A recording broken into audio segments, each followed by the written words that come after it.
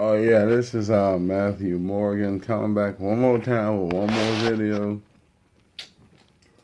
Just so you know, for all people of the world who don't disagree with don't agree with each other's beliefs, say Christianity is right, Islam is right, Buddhism is right, Confucianism is right, Universalism is right.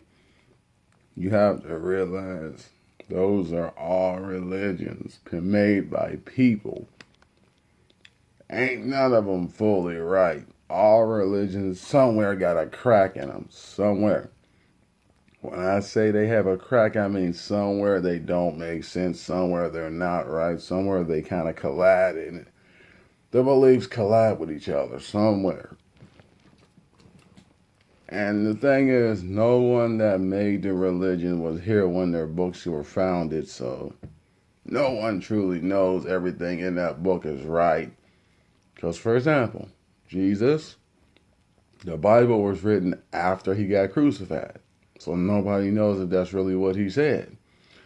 Confucius and Buddha, I'm pretty sure they passed away before their teachings were corrected, meaning the stuff they said they never got a chance to see if it was written down truly right. Moses, same thing. Every religion, same thing. The person that founded the religion did not live to see their teachings corrected in the books or the scrolls or the writings that they hoped that it would be in.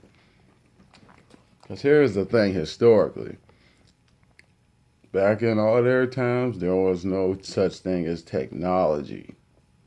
And if there was, it was horrible. So the ability to have things translated multiple different times was hard because anyone could have put anything in there and no one would have knew what it was or if it really was or wasn't what that person said. Plus, from what I did my research back in the time of Jesus, he couldn't read, so he wouldn't have known. I don't know about all the other teachers, but I know I researched Jesus. Jesus was what is it, dyslexic, or he couldn't read or something like that. Yeah.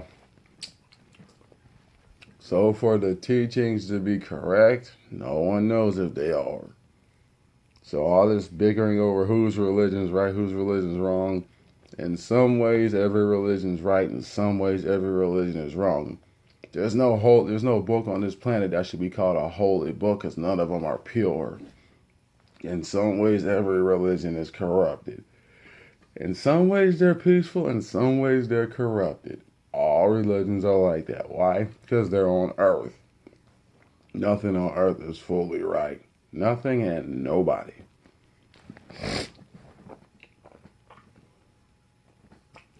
And as many times as translations had to get made, people could have rewrote anything just to make it fit what they wanted it to be. Just like people don't know. The Bible was probably written about 1,000 times in over 1,000,000 or 1,000,000,000 different ways in 1,000,000,000 different languages for 1,000,000,000 different people. And as many times as it was written, people could take things out, put things in, scratch this out, scratch that out. Say this is true, say that's a lie. Like every other religion that works the same way. Just to cause confusion. But here's a little FYI. If your religion follows love, truth, peace, freedom, justice, and happiness, and togetherness, that's Jesus. Anything outside of that is not him. So just make sure your religion follows that. Oh yeah, and also, please, hopefully your religion has a thing where you can ask questions and get answers that actually make sense. Because if your religion can't answer your questions, then that's not him. The thing with Jesus is he'll answer all your questions without trying to get around it or tell you to have faith or read your book or whatever. They can answer your questions straight up and sincerely. They can't do that, there's a problem. So, all these different religions arguing over whose religion is right, whose religion is wrong. Everybody's religion is corrupt at some point, at some time, in some way.